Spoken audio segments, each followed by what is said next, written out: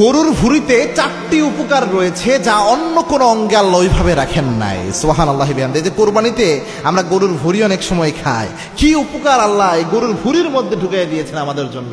আল্লাহ সৃষ্টিগুলো একটু দেখেন না। এই জন্য আল্লাহ রাব্বুল আলামিন 1450 বছর আগে আয়াত নাজিল করেছেন, ফাতাবারাকাল্লাহু আহসানুল খালিকিন। আল্লাহর চেয়ে শ্রেষ্ঠ কোনো কারিগর হতে পারে না।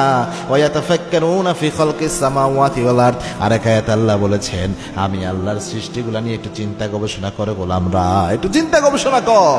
আমি আল্লাহর নিয়ে ভাবার আগে আমার সৃষ্টিগুলাই গবেষণা করে দেয়, কত নিয়ামত আমি আল্লাহ দিয়ে দিয়েছি।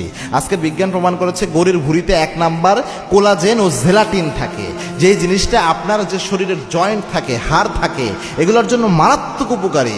আপনার ত্বকের যে স্থিতিস্থাপকতা রয়েছে এটাকে বজায় রাখার জন্য এটা সাহায্য করে, এবং অন্ত্রের দেওয়ালটা এটা দেওয়ালকে কিছুটা সাপোর্ট দেওয়ার জন্য গরুর ভুঁড়ি উপকারী ভূমিকা পালন করে। 2 নাম্বার উচ্চ প্রোটিন থাকে গরুর ভুঁড়িতে, বিজ্ঞান প্রমাণ করেছে, যেটা শরীরের টিস্যু গঠন করে এবং পেশি মজবুত রাখে।